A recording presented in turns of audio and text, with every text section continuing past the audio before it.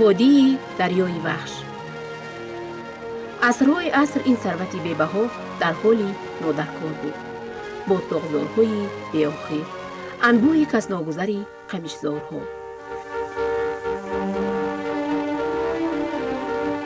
در این مکان پرنده و درندگان برای خود پناهگاه می‌یافتند. گربه قمیشزار چندان بزرگ نیست ولی درنده است. در جنگلزارهای وادی وحش پلنگ را نیز واخوردن ممکن.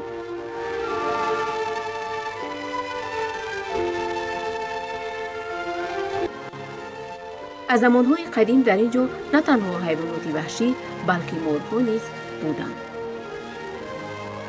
فیودال‌های قلعه‌هایشان با دیوارهای مستحکم حفظ شونده حاکمان مطلقی وادی وحش بودند. آنها سپاهیان و آب را در اختیار داشتند، یعنی حیات خلق نیز در اختیار آنها بود. خلق با بیابان دست و گریبان میشد، ولی رک‌ها بر آدمیزاد غالب می آمدند. وحش پرتغیان تمام کوشش‌های آدمان را برای آبشار کردن زمین‌هایشان برباد می‌داد.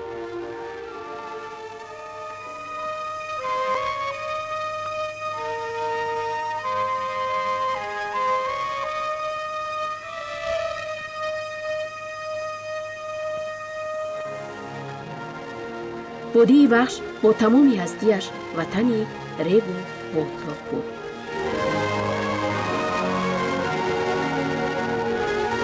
بعد از انقلاب اکتبر خلق تاجیک پی آبادانی وادی وحش کمری همت بست. هر دو ساحل وحش را جوی و کانال‌های پرقدرت در مساحت وسیع فرا گرفتند.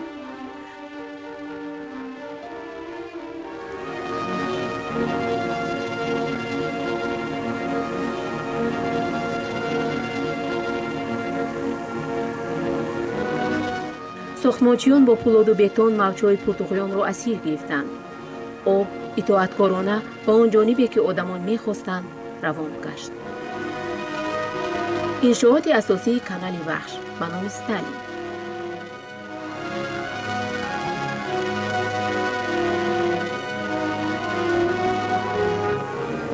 در وادی 640 انشاءات بنیاد شد. مساحت خط کانال‌های آبیاری کننده به 3,500 کیلومتر طول کشید.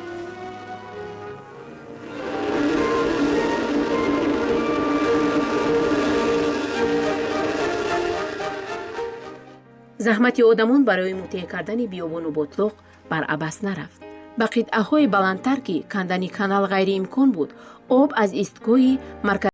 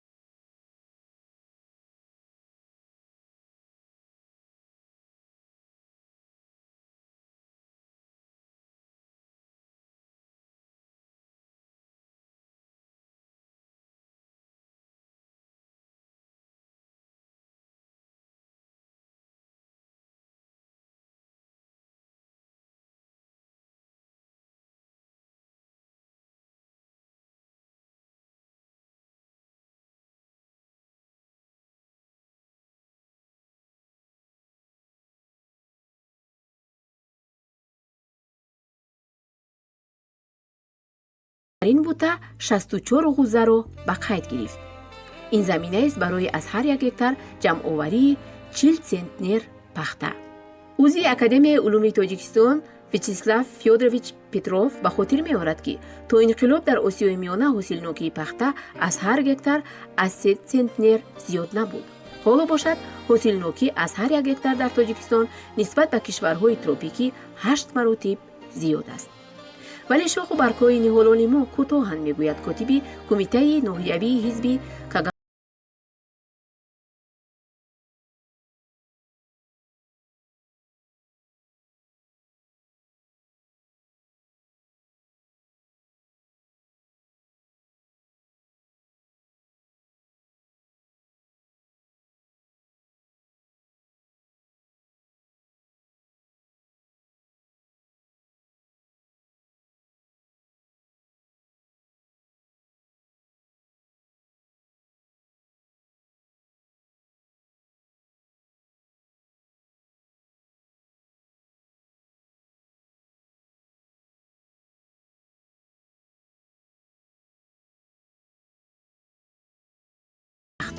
نشو نما می‌یابد. از جمهوری برادری ازبکستان نمایندگی‌ها برای دیدن رفت کارهای پختکاران تاجیک آمدند. مهمانان با کمال میل سخنان سرور دهقانان توریبوی اشورов را در خصوص نوآوری‌ها در جویک‌های تنگتر شناندن پخته و به این واسطه بلند برداشتن حاصلنوکی به مقدار 10% شنیدند. اینجا حوزه‌ها اکنون می‌شکوفند، ولی در خواجگی به نام 18 نوی ناحیه کلخوزآباد الکی به قانونچینی حاصل پخته آمادگی می‌گیرند. قهرمان مهنت سوسیالیستی توختخون پولودова به کلخوزچیان به طلب و هرچی تیزتر خون داشتن حاصل را می‌آموزد. آفرین به بیبی رجب، طرفه شاگردی که در حیرت کند استاد را. توختخون پولودова باشد خود تجربه آموز است. کارهای معلمه نهایت زیادند. وی سرور کاتب تشکیلات حزب خواجگی است. قرار داده است که زبان روسی را بیاموزد. به این کار به وی دوگانه‌اش ویرا سیمینا معلمه دهه‌شان کمک می‌کند. هنگام درس‌ها آنها یکدیگر را بیشتر و خوبتر می‌آموزند و می‌شناسند. مکتب میانه رقم 10 به نام مولاتوف ناحیه قرغان‌تپه. زرگر نوری‌دینов خود ختم کرده مکتب خواجگی است. حالا باشد به همدهگانش درس می‌گوید. شامگاهان در اویله‌های وادی وحش کودکان درس تیار می‌کنند. دلبر در صنف 3 می‌خواند. قمری پس از 4 سال صنف 10 را ختم می‌کند. خدیجه خطایeva باز 3 فرزند دیگر دارد. با آنها برای فراغت و بازی حجره الوهیده جدا شده است.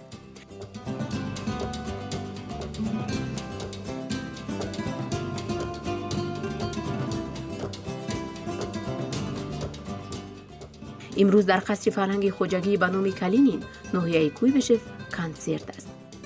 رقص ملی کلابی را اشتراکچیان فستیوال بین المللی جوانان برنو احمدova، خورسند حکیموف و کیمسان محکموف اجرا می‌کنند.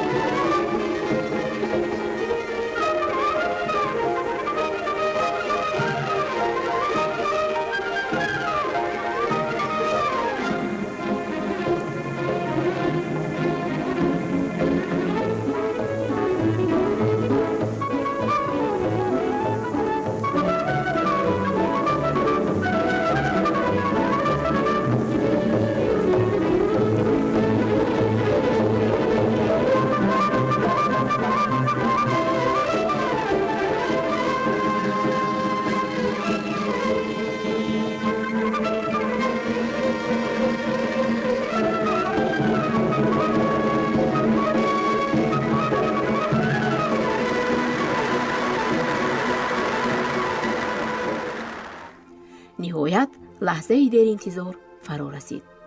پخته ها شکفتند. در خواجگی به نام مولاتوف ناحیه قرغان‌تپه شرف بزرگ جمع‌آوری حاصل پخته اولین به عهده تأسیس دهنده خواجگی تورسون اسلاموف واگذار شد.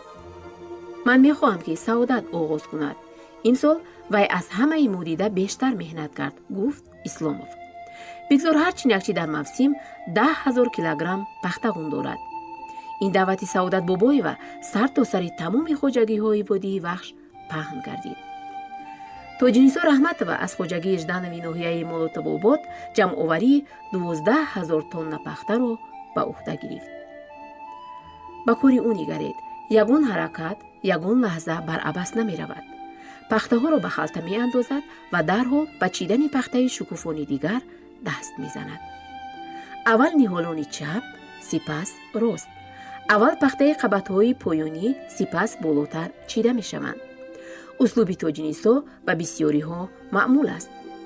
Қумрии Мирзоҷонова онро хуб аз худ кардааст, вале Тоҷинисо аз Қумрӣ пеш мегузарад.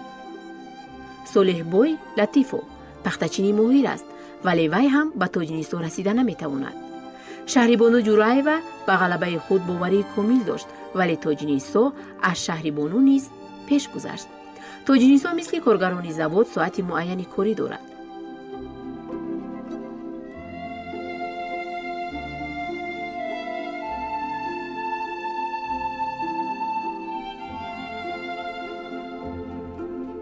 вақте ки лаҳзаҳои гарми рӯз фаро мерасанд, бошишгоҳҳои меҳмоннавози саҳроӣ чинакчиёнро қабул мекунанд. инҷо ғизо хӯрдан, истироҳат кардан ва шунидани ахбори навин имкон дорад.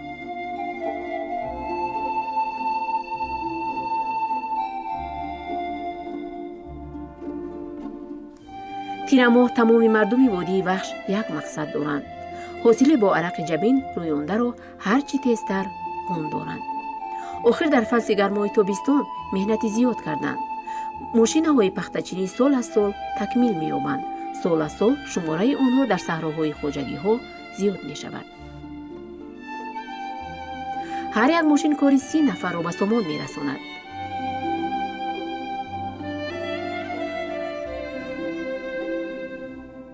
ҳосили ғундошташударо марҳилаи дуру дароз дар пеш аст. хирмани пахтаи хоҷагии масткави ноҳияи Октябр. инҷо барои хушкондани пахта мошини муҳандис Лавренко истифода мешавад. мошинҳои пурбор дар тамоми роҳҳои Водии Вахш дар ҳаракатанд.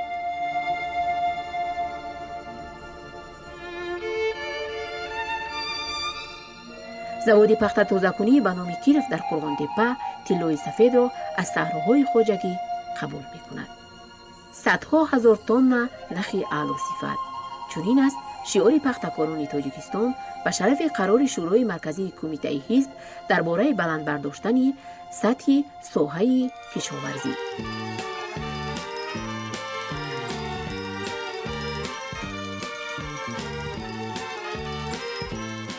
пахтаи тоҷикро дар корхонаҳои буфандагии Москав, Иванов, Рига, Ленинград интизоранд.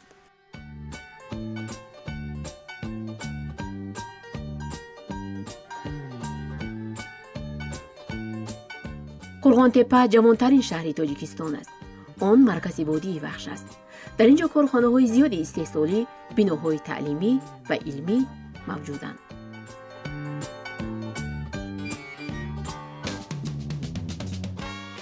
қасри фарҳанг,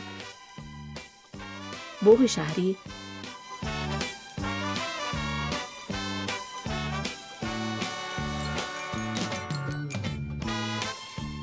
омӯзишгоҳи педагогӣ. шаҳр 3 мактаби таҳсилоти ҳамагонӣ дорад. дар кумитаи шаҳрии ҳизб онҳое ки ба ГЕС ва дигар хоҷагиҳо барои таҷрибаомӯзӣ рафта буданд ҷамъ омаданд. онҳо суханронии Саламонов, яке аз ташкилотчиёни хоҷагиҳои пахтакориро дар Водии Вахш бо диққат гӯш мекунанд. гиёев дар хоҷагии ба номи Киров агроном таъин гардид. Игор Карамузин бошад минбаъд дар маркази таҷрибаомӯзии Заргар зироатшинос шуда кор мекунад. Мурод Наврӯзови тракторчӣ ва оилааш Бибиҷон Оринаева ба хоҷагии ба номи Молотов фиристода мешаванд. сараграномии идораи кишоварзии ноҳия Бобо Додомирзоев ба хоҷагии ба номи Калинин роҳ хат гирифт.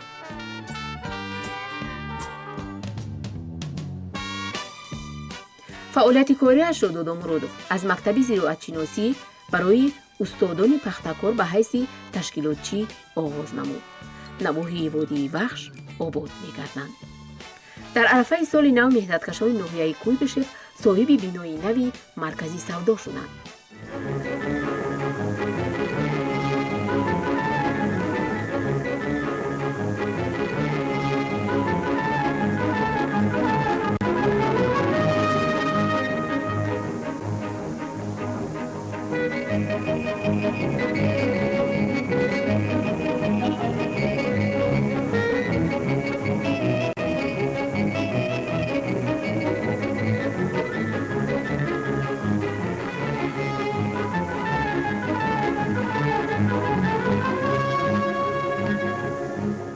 خواجگی به نام کویبشف باشد بیمارخانه ساخت زمانوی را با 35 عدد کت به استفاده داد.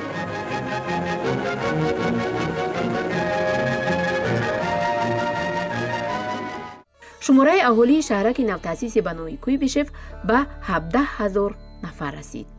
شهرک قصر فرهنگ، کینوتئاتر و مکتب‌های زیاد دارد که 3,500 خواننده را با خوانش فرا می‌گیرند.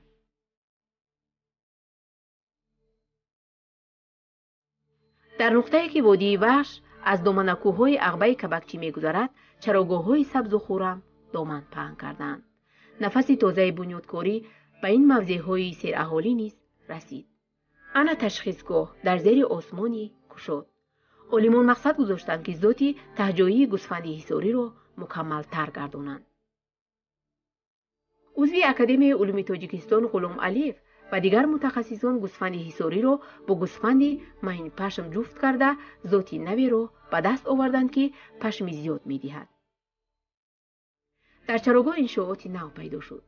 حوض آب در مساحت 57 کیلومتر که تا 5 میلیون چاروا را با آب تامین می‌سازد.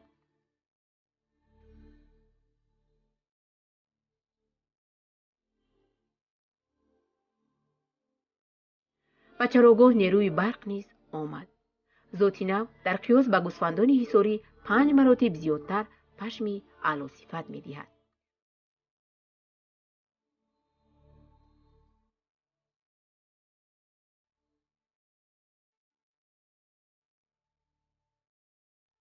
پس از تراشیده شدن گوسفندان به حوض‌های نوی آبخوره قدی راه می‌روند.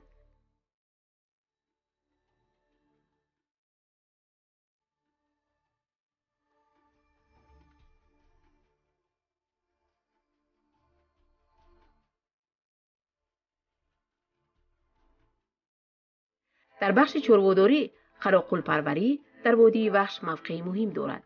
خواجگی‌های پیشقدم قبادیان نوع اعلای پوست قراقلی را برای قالین‌های گوناگون رنگ می‌سپارند.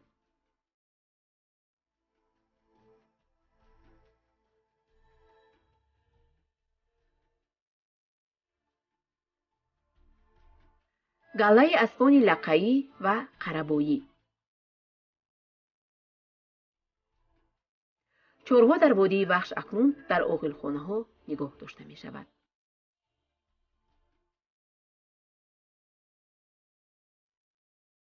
سیزخانه‌ها ساخته می‌شوند. در خواجگی‌ها ماشین‌های جدید و اختصاص‌های نو پیدا شدند. کارکرد ماشینی یم و خشک چروا در شرایط عاقلخانه‌ها پرورش یافتن حیوانات ناگزیر گردید. همگی یک سال مقدم در خواجگی‌های وادی وخش چنین شماره زیادی پرندگان را نمی‌دانستند. پایانابی وخش، ممنوعگاهی بیشه پلنگان. در اینجا نوع‌های مخصوصی حیوانات گرد آورده شدند. سگ آبی و کلموش پشمدار به اینجا از آذربایجان آورده شدند که من بعد در شرایط وادی وخش خیلی خوب مطابق گشتند. تابستان سگ‌های آبی در آزادی‌اند. تیره‌ماه آنها را در پنجره‌ها نگاه می‌دارند به خاطر از سرما و گرسنگی رهایی بخشیدن.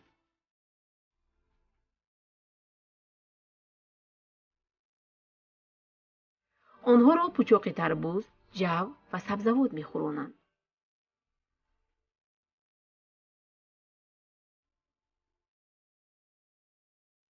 سرآشپز این مهمانخانه ماریا تیموفیونا شevtsova خلق و طبیعت هر یک باشنده اینجا را خوب آموخته است.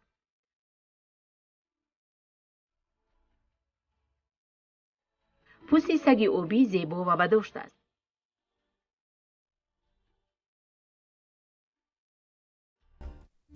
به مثل پخته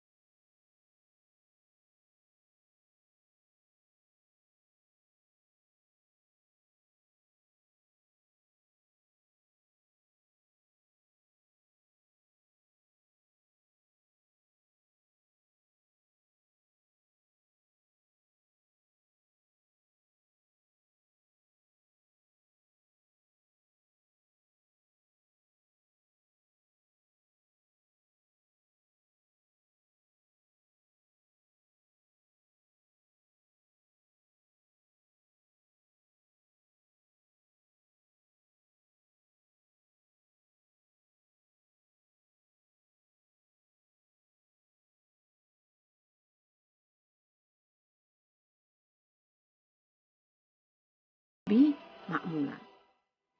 انارهای وحش طعم و شربت و تراوت خود را تا فصل بهار نگاه می‌دارند. یک عدد چنین انار تا 2 کیلوگرم وزن دارد. در یک سال 2 حاصل تربوز را در زمین‌های فلزی گرفتن ممکن است.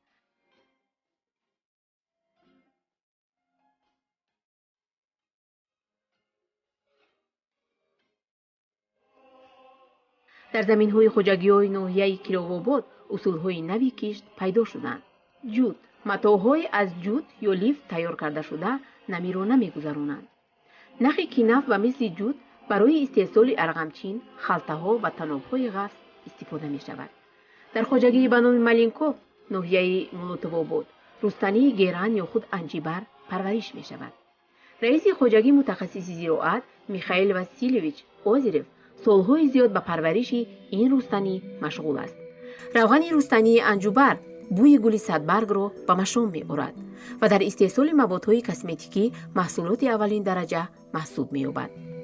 درخت و گل و رستنی‌ها از تمام ممالک اقلیمشان گرم در منطقه پژوهشگاه سوبتروپیک‌های خشک جمع آورده شدند. در اینجا زیاده از 120 درختان آرایشی موجودند. به نزدیکی این درختان کوچه‌های دهات، باغ‌های شهر را آرا داده جوی آبروها را از آفتاب گرم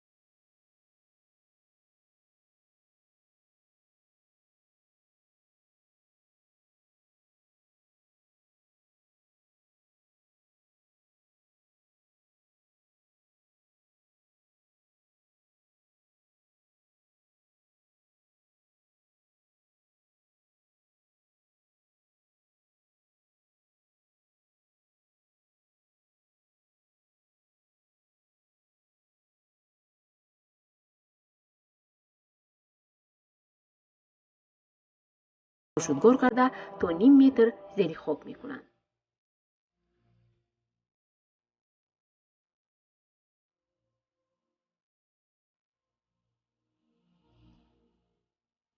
عضوی اکادمی علومی تاجیکستان ایوان نیکولایویچ انتیلوپوف در حقیقت دیگرگونشوی خاک به‌حاصل را زیر تأثیر سیستمی ریشه‌گیر رستنی‌ها می‌بیند. دریای وحش نه تنها زمین‌های تشنه‌لب را سیراب می‌گرداند، بلکه آن را برای استخراج نیروی برق برای پیشرفت ساحه کشاورزی نیز استفاده می‌کنند. الکی کارهای ساختمانی نیروگاه آغاز گردیدند. به نزدیکی در زمین سخت و بی‌حاصل نهالان پخته، درختان میوه‌دار و گل‌های رنگارنگ سبز می‌شوند. اکنون تمام آن زحمتی که آدمان وادی وحش برای به گلستانی سبز و خرم تبدیل دادن این بیابان انجام دادند، دیارمان را آباد و فرزندانمان را سخی و ثروتمند می‌گردانند.